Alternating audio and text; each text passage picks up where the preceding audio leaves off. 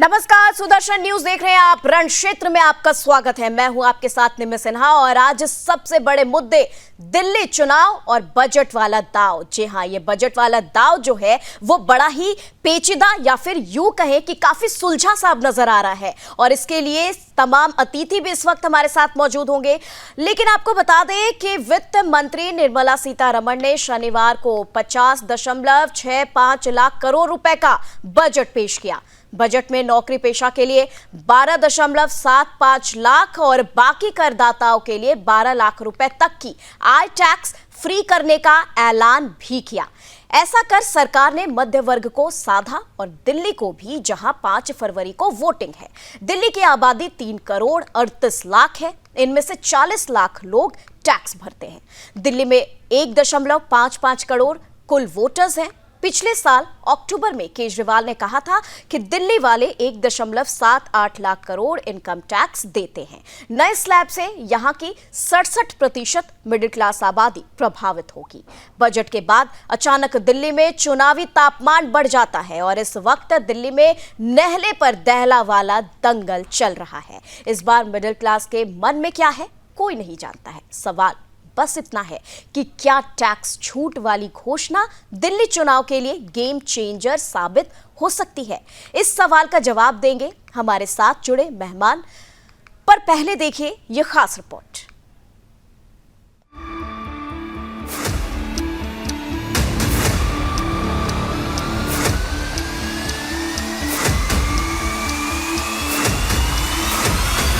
दिल्ली चुनाव से ठीक पहले सामने आए आम बजट को लेकर राजधानी की राजनीति भी गर्म हो चुकी है। आम बजट के बाद टैक्स स्लैब का मुद्दा चर्चा का विषय बना हुआ है। अब 12 लाख तक की कमाई पर कोई टैक्स नहीं देना होगा। माना जा रहा है कि ये दिल्ली चुनाव के दौरान मोदी सरकार का मास्टर स्ट्रोक साबित हो सकता है। पिछले एक दिन में हम टैक्स का गणित तो आपको बता ही चुके हैं। चलिए अब समझते हैं कि इस बजट में दिल्ली वालों को क्या मिला। दरअसल पिछले साल के मुकाबले इस साल दिल्ली सरकार को मिलने वाले बजट में 100 करोड़ रुपए बढ़ा दिए गए हैं। दिल्ली की सत्ता में काबिज आम आदमी पार्टी भले ही इस बजट को निराशाजनक बता रही हो, लेकिन दिल्ली बीजेपी का कहना है कि ये बजट संतुलित है। वित्त वर्ष 2025 और 26 में केंद्र सरकार से दिल्ली को 1348 करोड़ रुपए मिलेंगे, जो पिछले बजट के मुकाबले करीब 100 करोड़ रुपए ज्यादा है। दी जा रही कुल 1348 करोड़ रुपए की रकम में से 968.01 करोड़ रेवेन्यू के रूप में दिल्ली को केंद्र से मिलेगा, जबकि 380 करोड़ रुपए की राशि इंफ्रास्ट्रक्चर डेवलपमेंट के लिए लोन और एडवांस के रूप में दिल्ली को दिए जाएंगे। पिछले साल केंद्र से दिल्ली सरकार को 280 करोड़ रुपए दिए गए। इसके अलावा 2 करोड़ रुपए सिख दंगा पीड़ितों की मदद के लिए केंद्र सरकार दिल्ली को देगी। आम आदमी पार्टी लंबे वक्त से ये कहती रही है कि दिल्ली के टैक्स पेयर्स इनकम टैक्स के रूप में जितना पैसा केंद्र सरकार को देते हैं, उसके मुकाबले वापस उन्हें चवन्नी अठन्नी ही मिलती है। हालांकि इनकम टैक्स स्लैब में 1 लाख रुपए महीना कमाने वालों को टैक्स से छूट मिलने के बाद दिल्ली वालों की मौज भी हो गई है। ऐसा इसलिए क्योंकि देश की राजधानी में 37 लाख ऐसे लोग हैं जो इनकम टैक्स भरते हैं। दिल्ली चुनाव में इसका कितना असर पड़ेगा ये तो वक्त ही बताएगा, लेकिन आगामी चुनावों से पहले ये राजनीति का बड़ा मुद्दा जरूर बन गया है। दिल्ली में 5 फरवरी को वोटिंग होनी है, जिसके बाद 8 फरवरी को चुनावों के नतीजे आएंगे। Bureau report, Sudarshan.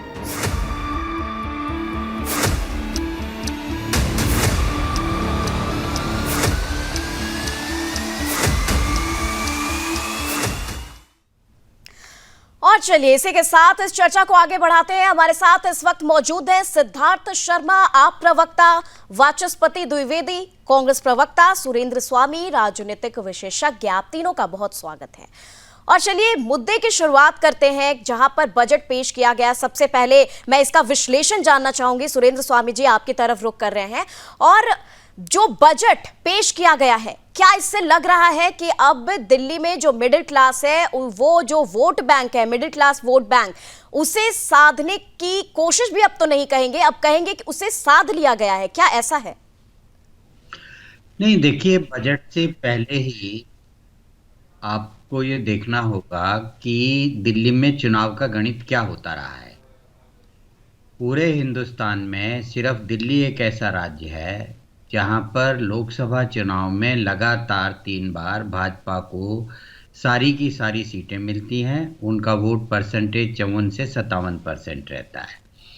और वही चुनाव जब विधानसभा का आता है तो उसमें से 15 14 15% वोट वो निकल जाता है और वो केजरीवाल जी की पार्टी को मिलता है और उनकी सरकार बनती है।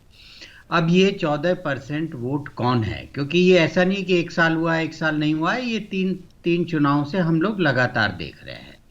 तीनों लोकसभा चुनाव में देखा और विधानसभा में हम 15 और 20 में देख चुके हैं।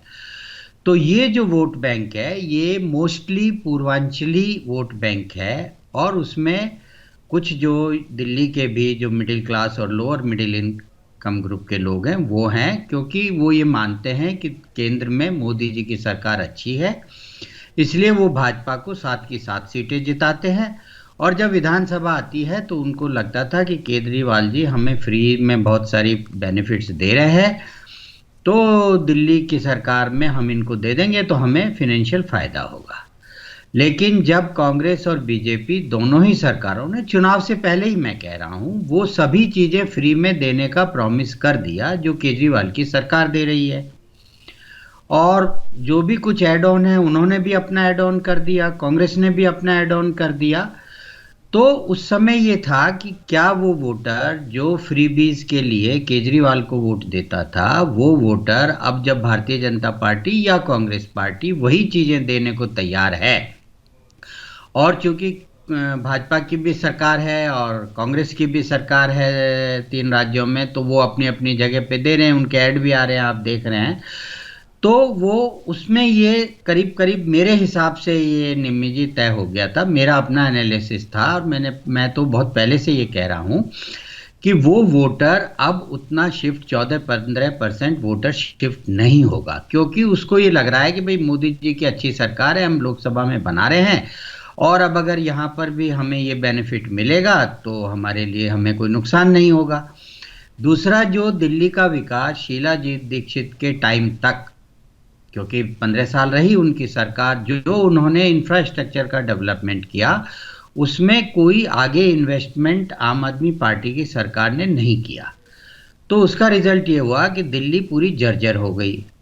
यमुना के लिए इनको पैसे मिले, यमुना में कहीं कोई कुछ काम नहीं हुआ कि भाई ये काम हमने यमुना में कर दिया हो। पॉल्यूशन को लेकर के सबको मालूम है, जब पंजाब में इनकी सरकार नहीं थी, कांग्रेस की थी, तो पंजाब जिम्मेदार था। जब इनकी सरकार बन गई तो पंजाब तो अच्छा हो गया, अब दूसरे लोग की वजह से यहाँ पे हो रहा है। फिर जो सड़कें हैं, सीवेज है, जो इनका यूएसपी था, रोड्स है, स्कूल एजुकेशन है, मोहल्ला क्लिनिक है, वो सब मुद्दों पर इनके पास एक एंटी इनकम्बेंसी और दूसरा जो लोगों ने सवाल खड़े करने शुरू कर दिए कि कहाँ बेनिफिट हो रहा है, कहाँ हो रहा है। तो उस सब को लेकर के ये करीब करीब लगने लगा था कि भाई ये चुनाव जो है अब त्रिकोणीय होगा। लेकिन कांग्रेस ने जो बढ़त आज से 10 दिन पहले 12 दिन पहले हासिल की थी, लेकिन जब इनकी लीडरशिप थोड़ा बैक ट्रैक कर गई तो उसके बाद ये क्लियर हो गया था कि अब कांग्रेस जो है अब वापस से उसको फिर से उस हवा को बना पाना मुश्किल होगा। जो इनिशियल स्टेज में था और जिसमें जो इनके सारे नेता चले गए, राहुल गांधी की सारी रैलियां कैंसिल हो गई। तो एक बार क्या होता है, इलेक्शन का एक तरीका होता है कि भाई एक बार इलेक्शन उठता है किसी पार्टी के लिए, जब वो उठता है तो अगर आप नहीं संभालते तो फिर वो चला जाता है, फिर दोबारा नहीं उठता, अब टाइम नहीं है इनके पास। तो इसलिए जो बात मैंने आपसे कही कि वो जो वोटर था जो फ्रीबीज के लिए आ रहा था और जिसे पहले ही वो सब चीजें बता दी गई थी कि हम भी देंगे, अब इस बजट के आने के बाद उसको बिल्कुल कंफर्म हो गया कि भाई और कुछ मिले नहीं मिले बाद में, पर इतना तो मिल ही रहा है ना, इतना तो हमको अब मिल जाएगा। और जब मोदी जी कह रहे हैं कि भाई कोई भी इनकी योजना बंद नहीं होगी, कोई झुग्गी नहीं तोड़ी जाएगी, हम 2500 रुपये देंगे महिलाओं को, और जो बाकी जो फैसिलिटीज़ हैं एजुकेशन में उन्होंने कह दिया है भाई KG to PG free education होगी, तो और SC ST को स्कॉलरशिप मिलेगी। तो वो सब बातों को लेकर के और अब ये स्थिति बन गई है कि चुनाव अब भाजपा, मेरे अपने हिसाब से अब चुनाव घूम फिर के मुस्लिम्स की 5-6 सीटें छोड़ दीजिए, और वो लोग राहुल गांधी और प्रियंका, वो उनका प्रचार भी उन्हीं सीटों पे हो रहा है। तो उसको छोड़ करके कांग्रेस और जगह पर मुझे नहीं लगता कि मतलब वो कोई उनकी रिकॉग्निशन है वहां पे चुनाव लड़ने की। और ये चुनाव आम आदमी पार्टी और भाजपा के बीच में है, और मेरा ये मानना है कि वो वोटर जो विधानसभा में शिफ्ट होता था उतना वोटर अब शिफ्ट नहीं होगा। जी जी ठीक है। और इसी के साथ इस वक्त हमारे साथ खेमचंद जी भी जुड़ गए हैं, बीजेपी प्रवक्ता। आपका भी स्वागत है हमारे कार्यक्रम में। खेमचंद जी, आपसे शुरुआत कर रहे हैं और जानना चाहेंगे कि बीजेपी ने यमुना की सफाई से लेकर झुग्गी झोपड़ी ना तोड़ने और इसी के साथ जो योजनाएं चल रही हैं दिल्ली में, वो इसी तरीके से आगे चलती रहेगी, बल्कि इसके और एडिशन में कई सारे वादे कर दिए गए हैं। और अब बजट 2025 जिसमें कि 12 लाख तक टैक्स छूट भी दे दी गई है। तो क्या ये पूरे जो योजनाएं और जो वादे, जो टैक्स योजना जो देखा गया है, क्या ये लग रहा है कि दिल्ली विधानसभा चुनाव के मद्देनजर जो मिडिल क्लास वर्ग है उन्हें वोट बैंक को साधने की कोशिश है? जय श्री राम। हेलो पैनलिस्ट को। देखिए, जैसे बजट आया है, आम आदमी पार्टी को पता था कि इस बजट में आदरणीय प्राइम मिनिस्टर मोदी जी और निर्मला सीतारमण जी मिडिल क्लास के लिए बहुत कुछ करने वाले हैं। उन्होंने एक हफ्ते पहले ही पीसी की थी कि भाई हमें 10 लाख तक का आप बढ़त कर दो, छूट दे दो। अब तो 12 की हो गई, लेकिन फिर वो परेशान है। मैं तो कहूंगा अब 12 की आपको दे दी तो अब तो खुश हो जाइए। मिडिल क्लास को, क्योंकि लंबे समय तक मिडिल क्लास की मांग थी कि महंगाई बढ़ रही है, बहुत सारी और भी चीजें हैं, उनको और कैश हाथ में चाहिए। तो ये सिर्फ 12 लाख तक नहीं है, 13.25 लाख तो सीधा सीधा ही। बाकी जो हायर इनकम ग्रुप है उनके फ्लैट को भी कम किया गया है, एक्सटेंड किया गया है, जिसकी वजह से लगभग 1,10,000 तक का बेनिफिट जो बड़े हायर टैक्स पेयर है उनको भी होने वाला है। तो छोटे मतलब 1,000 रुपए से लेके 1,10,000 रुपए तक का बेनिफिट मिडिल क्लास को होने वाला है इसमें। दूसरा, सिंप्लीफिकेशन किया है। तीसरा, बुजुर्गों को बेनिफिट दिया है कि उनकी जो एफडी पे पहले 50,000 रुपए तक का रिबेट मिलता था और वो रिबेट बढ़ा के 1 लाख रुपए तक का कर दिया है। और जो revise income tax file return करते हैं उसकी सीमा को 2 साल से बढ़ा के 4 साल कर दिया। ये बहुत ही इंपॉर्टेंट पॉइंट है। बहुत सारे हमारे भाई बहन जो किराएदार रखते हैं, किराए से इनकम आती है, उसको सिंप्लीफाइड किया है कि टीडीएस आपको 2.5 लाख पे काटना पड़ेगा। बहुत कॉम्प्लिकेशन चीज है, तो अब उसको बढ़ा के 6 लाख रुपए तक कर दिया है। 2 घर आपके हैं तो आप उनको नो इनकम टू हाउस ऐसे करके आप क्लेम कर सकते हैं। तो ये एक ऐसा बजट है जिसमें मिडिल क्लास को सशक्त किया गया है, मजबूत किया गया है, एम्पावर किया गया, और उसकी वजह से पूरी इकोनॉमी तेजी से आगे बढ़ेगी। इसमें हमारे युवा बच्चे जो 10वीं 12वीं में पढ़ रहे हैं, उनको मेडिकल के लिए जो तैयारी कर रहे हैं, उनके लिए बहुत अच्छी अपॉर्चुनिटी थी। 10,000 सीट इस साल बढ़ने वाली है और अगले 5 साल में 75,000 मेडिकल की सीट भारतीय जनता पार्टी की सरकार, मोदी जी की सरकार ऐड करने वाली है। 65,000 सीट आईटी में ऐड होंगी। तो जो बड़े हमारे संस्थान है जो पूरे विश्व में प्रसिद्ध हैं, ऐसे संस्थानों में ही हमारे बच्चे पढ़ पाएंगे। उनको विदेश नहीं जाना पड़ेगा और अपने देश में अच्छी पढ़ाई पढ़ के वो अपने देश का, अपने परिवार का नाम रोशन करेंगे। इसमें किसानों को मजबूत करने का काम किया गया है। किसानों को क्रेडिट कार्ड पहले हमारी सरकार ने दिया, अब क्रेडिट कार्ड की लिमिट को बढ़ा दिया, 5 लाख रुपए तक की लिमिट बढ़ा दी है। हम सब जानते हैं किसान क्रेडिट कार्ड पे जो लोन मिलता है बहुत ही नॉमिनल रेट ऑफ इंटरेस्ट पे मिलता है। तो वो अब किसान अपने जितने भी जरूरी काम है उनको निपटा पाएंगे और किसी भी महाजन के पास उनको अभी हाथ नहीं फंसाने पड़ेंगे। गरीबों के लिए और घर बनेंगे, उसकी व्यवस्था की गई है, इंफ्रास्ट्रक्चर की व्यवस्था की गई है। और 1 करोड़ से ज्यादा गिग वर्कर, दिल्ली जैसे शहर में बहुत बड़ी संख्या में ऐसे वर्कर हैं जो ऑनलाइन ऐप के साथ काम करते हैं, ओला उबर के साथ काम करते हैं, ऑनलाइन कंपनीज के साथ काम करते हैं, लेकिन उनको कोई मान सम्मान नहीं है, रिकॉग्नाइजेशन नहीं है, कोई सपोर्ट नहीं है। अब हमारी सरकार ने कहा है कि हम ई श्रम पोर्टल में उनका रजिस्ट्रेशन करेंगे, उनको हम लोग सोशल सिक्योरिटी देंगे, हेल्थ इंश्योरेंस देंगे, तो उनको सुविधाएं मिलेंगी, तो उनका जीवन बेटर होगा। उनका जीवन बेटर होगा तो हमारी दिल्ली बेटर तरीके से सर्विस प्रोवाइड कर पाएगी।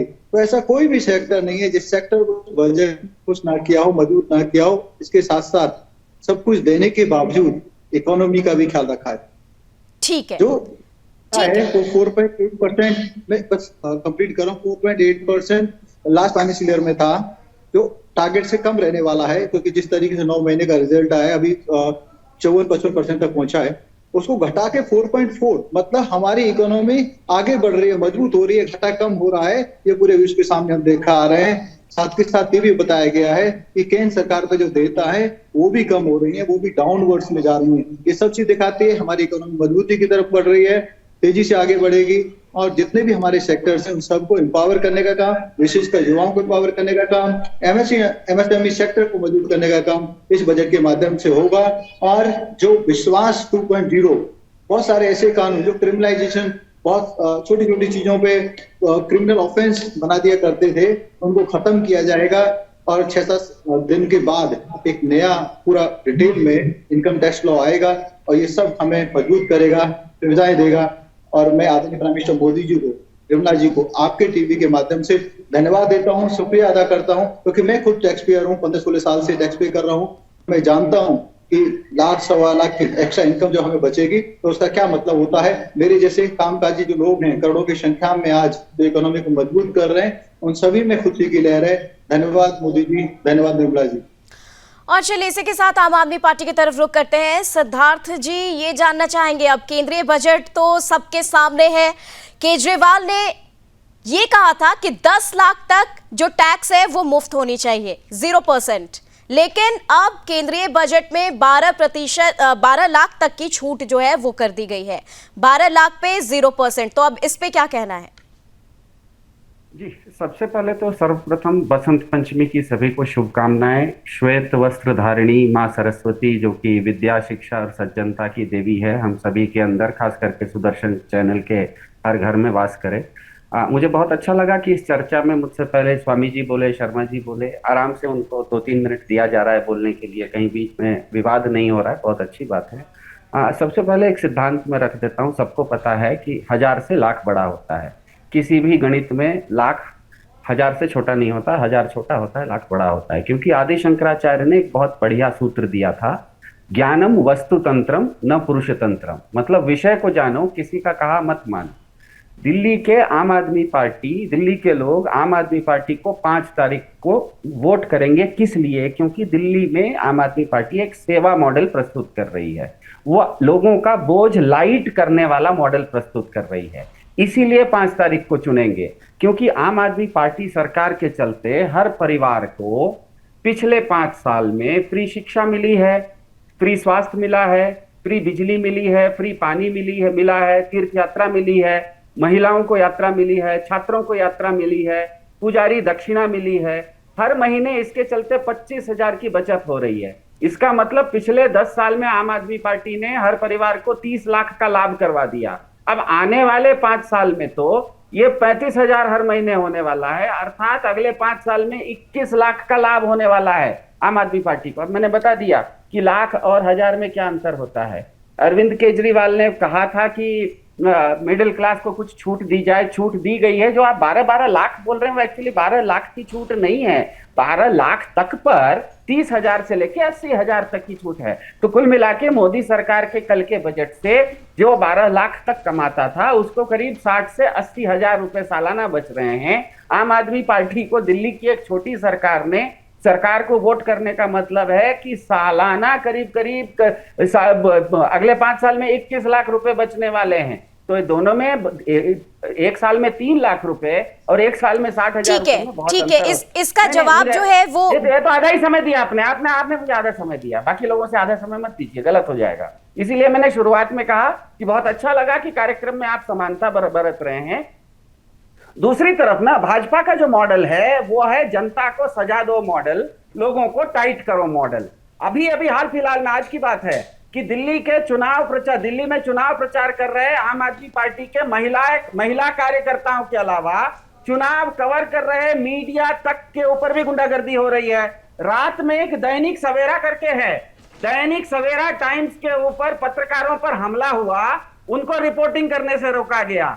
एक अनम्यूट करके अखबार है, उसके 3 रिपोर्टरों के ऊपर गुंडों ने हमला किया और पुलिस ने उन्हीं लोगों को, रिपोर्टरों को अंदर बंद करके रखा था।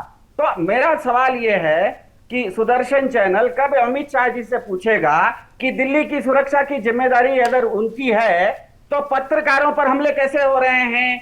कब आप सुदर्शन चैनल अपने ही बिरादरी के लिए खड़े होकर पूछेंगे कि भाजपा दिल्ली में क्राइम कम नहीं कर पा रही है या क्राइम कम नहीं कर रही है? क्योंकि अगर कम नहीं कर पा रही है तो अपने आप को निकम्मा साबित करेगी, और अगर कम नहीं कर रही है तो स्वयं को अपराधियों से ग्रसित कहेगी। पहले तो भाजपा ने पूरे केजरीवाल की टीम को सजा दे दी, न्यायपालिका ने आजाद कर दिया, तब 3 लाख झुग्गी वालों के मकान उजाड़ दिए, उसके बाद पूर्वांचलियों को गाली दे दी। न हरियाणा में ये लोग फ्री शिक्षा देते हैं, न यूपी में फ्री बिजली देते हैं, न महाराष्ट्र में फ्री स्वास्थ्य देते हैं, न देश भर में एक भी आदमी को अयोध्या रामेश्वरम की फ्री तीर्थ यात्रा करवाते हैं। बेटियों को ब्रिजभूषण शरण सिंह जैसों से कैसे बचाया सबने देखा। ना एक हिंदू पुजारी को 18,000 की दक्षिणा दी, बस एक ही चीज मुफ्त में देते हैं, हिंदुओं को मोक्ष, चाहे वो कुंभ में हो या मोरबी पुल के नीचे हो या रेल हादसों में हो। इसीलिए आम आदमी पार्टी का जो मॉडल है, 5 तारीख को आप पूछ रहे हैं ना कि दिल्ली के लोग आम आदमी पार्टी के झाड़ू को क्यों वोट करेंगे, गफलत से दूसरे को वोट इसीलिए नहीं करेंगे क्योंकि आप लोग पूरा जो मोदी सरकार 12 लाख बोल रहा है, वो कुल मिला के साल में दे रहा है केवल 30 से 60,000 रुपए की, वो भी जो इनकम टैक्स भरता है उसको। दिल्ली के मॉडल में, आम आदमी पार्टी के मॉडल में झाड़ू को वोट का मतलब है हर परिवार, हर मिडिल क्लास का परिवार जो 12 लाख से कम भी कमाता है, वो अगर नौकरी पेशा भी है, वो अगर प्राइवेट में नौकरी भी करता है, वो अगर मजदूर भी है, वो अगर बहुत अमीर है, किसी भी जात का है, किसी भी धर्म का है, उसको हर महीने 25,000 की बचत, मतलब सालाना 3 लाख की बचत, अगले 5 साल में 21 लाख की बचत होने वाली है। इसीलिए 5 तारीख को वोट करेंगे, क्योंकि भाजपा का मॉडल है सजा दो मॉडल, लोगों को टाइट करो मॉडल। आम आदमी पार्टी का मॉडल है लोगों को सुविधा दो मॉडल, लोगों के ऊपर जो वजन है उसको लाइट करो मॉडल। ठीक है सिद्धार्थ जी, ठीक है सिद्धार्थ जी। खेमचंद जी, बहुत सारे आरोप लग रहे हैं बीजेपी पर, क्या जवाब देंगे? देखिए, इन्होंने कहा कि 12 लाख रुपए तक, अरे भाई 13.25 लाख तक तो जीरो है। उसके बाद भी जो इनकम स्लैब 24 तक का है उनको भी बेनिफिट होना, 1,10,000 रुपए तक का बेनिफिट है। आप जैसे हम जैसे युवाओं को भी नौकरी पैसा युवा है जो प्रोफेशनल है, हमारे बुजुर्गों को सीधा सीधा बेनिफिट दिया है, किसानों को बेनिफिट दिया है और गिग वर्कर्स को बेनिफिट दिया है। हर एक उस व्यक्ति को मजबूत करने का काम किया है जिसको मजबूती की जरूरत है, जिसको अपलिफ्टिंग की जरूरत है। और आप कह रहे हैं 5 लाख 3 लाख रुपए एक साल में, 3 लाख रुपए कैसे 25,000 रुपए बचा रहे भाई? 5-7% लोगों को छोड़ दें तो बजट आप जो प्रस्तुत करते हैं या फिर जो बातें आप करते हैं उसके अनुसार जो बिजली है वो सबसे महंगी कौन सी है? एक मजदूर आदमी जो अकेला दिल्ली में रहता है, मजदूरी करके आता है, 500-700 रुपए कमा के आता है, जब वो खाने के लिए जाएगा तो ढाबे पे तो जो बिजली यूज हो रही है वो तो कमर्शियल रेट से हो रही है। उसी तरीके से 2 रुपए की रोटी को 10 रुपए की कर देगा, 10 रुपए की कर देता है। वो किसकी वजह से हो रही है? केजरीवाल जी की वजह से हो रही है।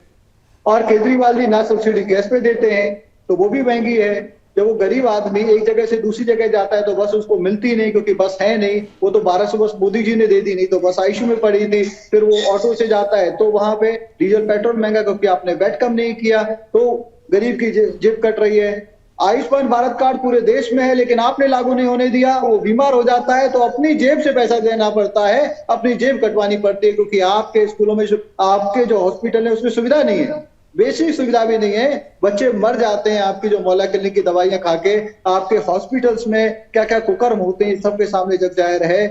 तो किस मॉडल की आप बात करते हैं? कहां से आप सेविंग करा रहे हैं? आप मिडिल क्लास के पास जाओगे तो मिडिल क्लास दुखी है, पीड़ित है, ना तो उसको सही सड़क मिल रही है, ना अच्छी हवा मिल रही है, ना अच्छा पानी मिल रहा है, ना स्कूलों में सुविधा है। प्राइवेट स्कूल लूट रहे हैं भिन्न प्रकार के चार्ज लगा के, और आप कह रहे हैं कि मिडिल क्लास को आप 3 लाख रुपए की सेविंग करा रहे हैं। आप कुछ नहीं करा रहे, आप सिर्फ और सिर्फ झूठ बोल रहे हैं, आप और सिर्फ झूठ की गारंटी दे रहे हैं। केजरीवाल जी के सुगुफे नहीं चलेंगे। मैं आपको चैलेंज करता हूं, केजरीवाल जी को चैलेंज करता हूं, आप वोट मांगिए कि अगर दिल्ली वालों को पूरे साल अच्छा पानी मिलता है, भरपूर पानी मिलता है, तो आपको वोट नहीं दें। मैं आपको चैलेंज करता हूं। ठीक है, द्विवेदी जी, जानना चाहेंगे कि ये जो आम बजट है, केंद्रीय बजट है, क्या लगता है आपको दिल्ली की जो मतदाता है, क्या उनके लिए ये आम बजट जो पेश किया गया है वो काफी है? अगर नहीं है तो क्यों नहीं है? और इस पर जो कांग्रेस है उसकी क्या प्रतिक्रिया है इस पूरे आम बजट पर?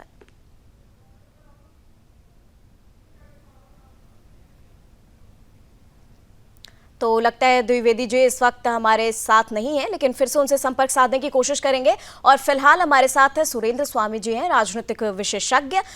सुरेंद्र जी, जानना चाहेंगे कि अब जो बजट पेश किया गया है और बीजेपी ने कई वादे भी कर दिए हैं और उस पर बजट जिस तरीके से पेश किया गया है, क्या ये लग रहा है कि अब आम आदमी पार्टी की जो मुश्किलें हैं, केजरीवाल की जो मुश्किलें हैं, वो अब और बढ़ती नजर आएंगी दिल्ली चुनाव में? नहीं, जैसे मैंने आपको कहा ना कि जो ये गारंटी है, केजरीवाल जी की गारंटी है, ये तो 2015 में भी यही गारंटी थी। वही गारंटी अब इन्होंने 2025 में लगा दी है। अभी तक ये गारंटी दे रहे हैं कि सबके राशन कार्ड बनाएंगे। 11 साल सत्ता में रहने के बाद भी अभी तक सबके राशन कार्ड नहीं बने। वो अब नया गारंटी में राशन कार्ड भी आ गया है। बिजली, देखिए क्या होता है कि हम लोग प्रवक्ता लोग या विश्लेषक लोग चैनल पे आके कुछ भी बोले, वोटर वोट डालता है, वो ग्राउंड पे होता है, उसको मालूम होता है कि उसे क्या मिल रहा है। अब दिल्ली में 60% लोग जो हैं वो किराएदार हैं, मकान मालिक नहीं है।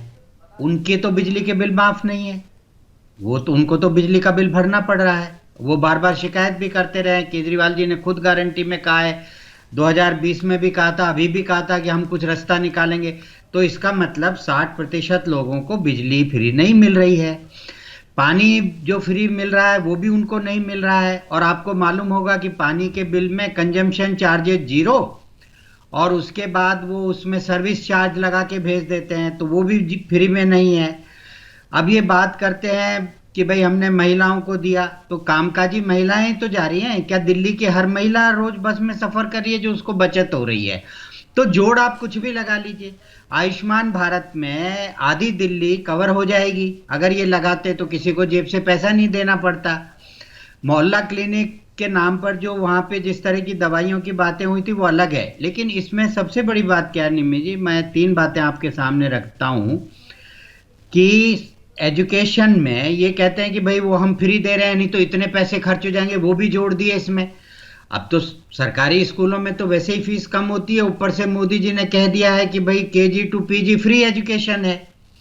अब जो असली बात है वो SC ST OBC के जो लोग हैं दिल्ली के, वो समझ रहे हैं कि इनके 1/3 टीचर, मतलब 22,000 टीचर कॉन्ट्रैक्ट पे हैं, उनमें SC ST OBC रिजर्वेशन है ही नहीं। वो कौन लोग हैं? वो इनके अपने कार्यकर्ता और कार्यकर्ताओं के रिश्तेदार हैं, इसीलिए आपको सब जगह आपका बवाल दिखाई देता है। इनके 70% स्कूलों में साइंस एजुकेशन नहीं है। और जो ये कॉन्ट्रैक्ट टीचर है, रिजल्ट मालूम है आपको क्या रहा है? 9th क्लास में 1 लाख से करीब 7 या 8 हजार बच्चे फेल हो गए इस साल दिल्ली में, और 11th में 55,000 बच्चे फेल हो गए। कैसे हो गए? अगर आपका इतना अच्छे टीचर्स हैं, क्योंकि वो सारे लगाए हैं ना कार्यकर्ता, वहां पे टीचर्स लगा दिए कॉन्ट्रैक्ट पे, वहां भर्ती नहीं किया है इन्होंने। ठीक है। अब आप आ जाइए मोहल्ला क्लिनिक में, आपने 550 मोहल्ला क्लिनिक में जो बिल्डिंग ली किराए पे, उसका क्या आधार था? कहीं आपने नोटिफिकेशन देखा था? कहीं उसमें नॉर्म्स देखे थे? और उनमें जो डॉक्टर्स भर्ती किए वो कौन है? तो जो एक सरकार में एक SC ST OBC को जो एक रिजर्वेशन का बेनिफिट है, उसको साइड ट्रैप करके तो सब लोग समझ रहे हैं कि ये मोहल्ला क्लिनिक तो एक इनकी दुकान हो गई। ठीक है ये सुरेंद्र जी, प्राइवेट मंडली की दुकान हो गई। बिल्कुल। फिर आप बिल्कुल। बताइए, आप कितने लोग जो हैं जो तमाम बसों में आयाम महिलाएं है खड़ी हैं, आम आदमी आपने पार्टी हर के, घर में वो आप उसका यहाँ खर्चे पर लगा बता दिया रहे कि ये हैं। बचत और हो इसी रही के है। साथ कहाँ से बचत हो रही है? जिसके घर की जी। महिलाएं रोज बस में सफर ही नहीं कर रही है, तो ये कह देना कि 25,000 रुपए सबकी बचत हो रही है, 25,000 रुपए सबकी बचत हो रही है, ये बिल्कुल मतलब इसका कोई आधार नहीं है। ये कहते रहेंगे, लेकिन जो बिल भर रहा है, जिसके बच्चे फेल हो रहे हैं, जो बस में सफर नहीं कर रहा है, उसको मालूम है। बिल्कुल सुरेंद्र जी, धरातल पर भी ये योजना कितना काम कर रही है, क्या रिजल्ट आ रहा है, ये भी कहीं ना कहीं बहुत बड़ा मुद्दा है। और यहाँ पर कांग्रेस से द्विवेदी जी भी इस वक्त हमारे साथ मौजूद हैं। द्विवेदी जी, आपसे जानना चाहेंगे, ये जो आम बजट है, कांग्रेस इसको किस तरीके से ले रही है? क्या दिल्ली के आम मतदाता के लिए क्या ये बजट पर्याप्त है? सबसे पहले बसंत पंचमी की आप सबको बहुत बहुत मंगल कामनाएं, और आपको अंत में कम से कम कांग्रेस की याद आई, उसके लिए बहुत भूरी भूरी आपको साधुवाद। नहीं, बिल्कुल कहां तक आप बजट की बात कर रही हैं, लोक लुभावन बजट है। और मैं जी प्लीज कहिए प्लीज। बिल्कुल, अब आप रोकिए भी, बोलिए। यहाँ पर बराबर बराबर मौका हर किसी को बोलने का दिया जाएगा, क्योंकि हम मीडिया है, इसीलिए इस बार कांग्रेस की बारी है। और कांग्रेस को पहले भी याद किया गया था, बात अलग है उस वक्त आप हमारे साथ जुड़ नहीं पाए थे उस वक्त। जी चलिए तो मैं उसके लिए माफी मांग लेता हूं। जो आप बात अभी तक हमारे सारे जहां कॉम्पेबलिस्ट है वो वाइट वॉश कर रहे हैं, आई वॉश कर रहे हैं। आप उसको अगर देख लें, जो 12 लाख की बार बार जो बात कर रहे हैं, नितांत भ्रामक तथ्य पेश किया जा रहा है। जो 12 लाख का स्लैब आप कह रहे हैं, ये वर्किंग क्लास के लिए है, जिनको की जॉब में जो उनको सैलरी पेड है, सैलरी जिनको मिल रही है उनके लिए ये है। अगर आप उठा के देख लिए 0 to 4 लाख केवल नील हैक किया हुआ है। अगर आप 4 to जो आगे अगर आप जाएंगे तो 4 to 8 lakhs में 5% टैक्सेस लग रहे हैं, 8 to 12 lakhs पे 10% है, 12 to जो 16% है उसमें 15 है। चलिए खैर उसको हम हटा देते हैं। ये लोक लुभावन बजट है, पहली बात, और इस पे किसी भी वर्ग को कोई विशेष फायदा होने वाला नहीं है। जो हमारे भाजपा के मित्र बहुत झूठ बोलने का बड़ा प्रयास कर रहे थे, स्वामी जी उस पर थोड़ा सा मुलम्मा लगा रहे थे, बड़ा सॉफ्ट स्पोकन होके उस बजट को बहुत भूरी भूरी साधुवाद करने की कोशिश कर रहे थे। मैं उस पर थोड़ा सा आ जाता हूं। जो आप कह रहे हैं कि जो किसान क्रेडिट कार्ड होगा उसकी लिमिट को इनहांस कर दिया। अच्छा, आपने लिमिट को इनहांस कैसे किया, कहां से कर दिया है? अगर मान लीजिए 1 बीघा किसी का जोता है, या 2 बीघा जोता है, या 5 बीघा जोता है, क्या आप उसके 5 बीघा के जोता वाल को अब आप 25 लाख रुपए का केसीसी दे देंगे? कितने का, क्या मानक क्या तय किया है कि आप किस तरीके से देंगे? अच्छा, अब बीच में हमारे भाजपा के मित्र ने बड़ा तरीके से उसको घुमाने की कोशिश की थी। अब कि सबसे सस्ता है, ठीक है, वो कब है? ये फसली ऋण है, लेकिन किसान का फसली ऋण कभी भी टाइम पे नहीं होता। 99% किसान कभी भी अपना फसल पर वो अपना ऋण अदा नहीं कर पाता। तो उसको जो 4% का जो मिलना चाहिए स्लैब, वो 4% का नहीं होता, वो 8% होता, 12% हो जाता, और कहां का कहां हो जाता।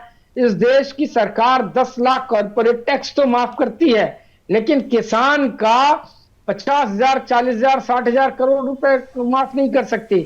उसके लिए 10,000, 20,000, 25,000 पे उसकी खेती बिकने की नौबत आ जाती है। अगर आप और क्षेत्र में भी देख ले, किसान को कहां फायदा इन्होंने किया है? आप ये बता दिए यूरिया का प्रोडक्शन बढ़ गया क्या? अब आप कह रहे हैं कि यूरिया का प्लांट लगाएंगे, वो कब प्लांट लगेगा, उसका प्रोडक्शन कब आएगा?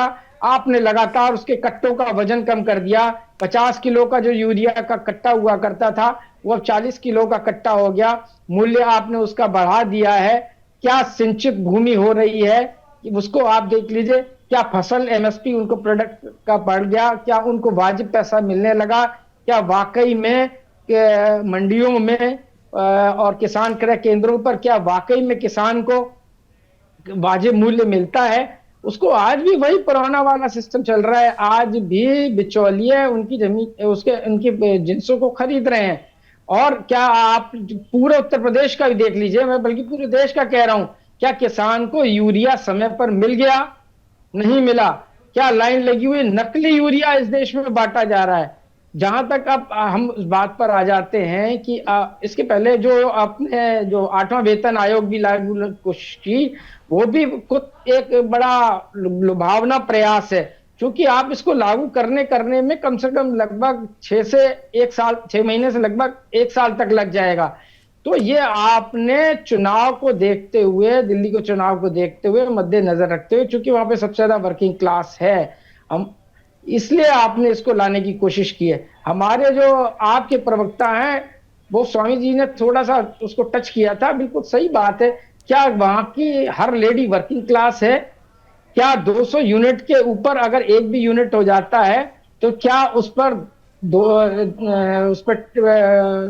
पैसा नहीं लगेगा? उसका क्या? और जहां तक सरचार्ज की बात है, चाहे वो आप 200 यूनिट पे चलिए, ठीक है, बिजली का पैसा तो नहीं ले रहे हैं, लेकिन आप उस पर सरचार्जेस तो ले रहे हैं, तो वो तो आपके साथ है। अच्छा, कितने विद्यालय आपने बना दिए? संख्या आप बसों की देख लीजिए, वहां से कहां आ गई। विद्यालयों का बिल्कुल आपने बिल्कुल कहां से कहां थी। और सब देख लिए कितने आपने पुल बना दिए, क्या आपने विशेष स्थिति पैदा कर दी। पूरा का पूरा सड़ांध मार रहा है यमुना का। आप स्थिति देख लीजिए, भारत सरकार की भी स्थिति। नमामि गंगे के नाम पर कितना 40,000 करोड़ रुपए का बजट तुरंत फुर्त कर दिया गया। ये सारी चीजें वाइट वॉश है। और इस बार आप देखिएगा कि जनता सब कुछ जान गई है कि केवल झूठे वादे करना केवल केजरीवाल जी को आता है, और झूठे वादे कर करके ये सब स्थितियां हो रही हैं। इस बार आप देख लीजिएगा कि सब चीजें जनता के सामने आ चुकी हैं। उनको मालूम पड़ गया है कि एक लफाज है, एक महालफाज है। लफाज और महालफाज के बीच की लड़ाई चल रही है। कौन कितना झूठ बोल सकता है, केवल उसकी कवायद है। और हम केवल काम करने वाले हैं। जो काम भी दिल्ली में हुआ है वो केवल शीला जी के समय हुआ है, चाहे पुल बने हो, चाहे शिक्षा की बात हो। अभी आप जो वर्कर्स की बात चल रही थी, जो पेटी वर्कर्स हुआ करते थे, वो 8 से 10,000 लोगों को रोजगार मिला करता था। संदीप जी ने बार बार वो बात कही। अब आप उनको वर्कर्स को इंगेज नहीं करते। गिग वर्कर्स की बात आई, गिग वर्कर्स को आपने क्या दे दिया? केवल लोक लुभाव में बात करने कह रहे हैं हम उनको हेल्थ सुरक्षा देंगे। अरे भाई 4 साल पहले से आप गिग वर्कर्स के नाम पे ई श्रम योजना आपने शुरू करी, क्या उनको फायदे दे दिया? आपने कहा था कि उनको हम हेल्थ कार्ड जारी कर देंगे।